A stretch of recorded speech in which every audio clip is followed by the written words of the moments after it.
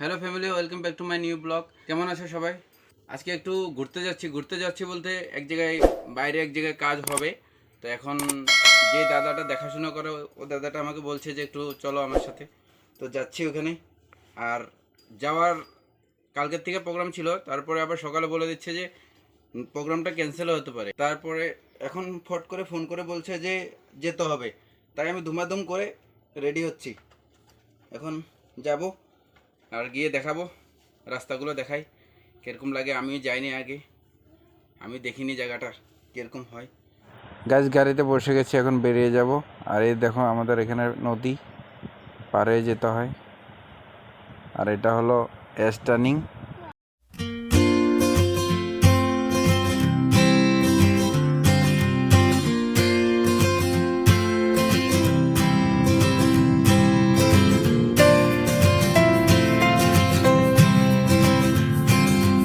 Guys, এখন আমরা একটা অফিসে এসেছি, ওদের কি কাগজ জমা দেবে, তারপরে চলে যাবো এখান থেকে অন্য একটা সাইডে।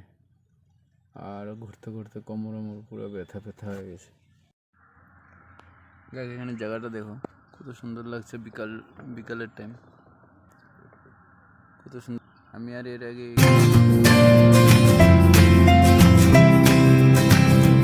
আছি আর বাকি কাজে গেছে। আমি এখন কারের ভিতরে বসে আছি।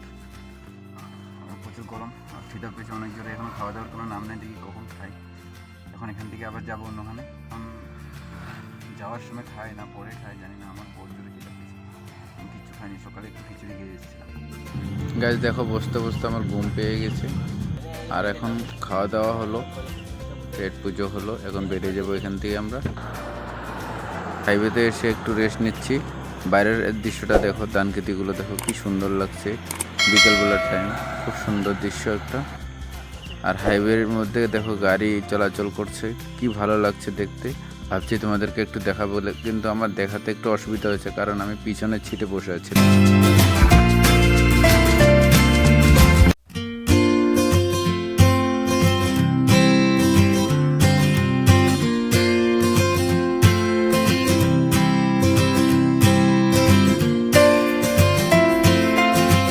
আমি বসে কোমর ব্যথা হয়ে গেছে সারাটা দিন। 10 মিনিট হলো আসলাম, তখন চেঞ্জ করবো। এর জন্য এতটুকু। দেখা হচ্ছে পরের ভিডিওতে। আর ভিডিও যদি ভালো লাগে একটা লাইক করো, কমেন্ট করো।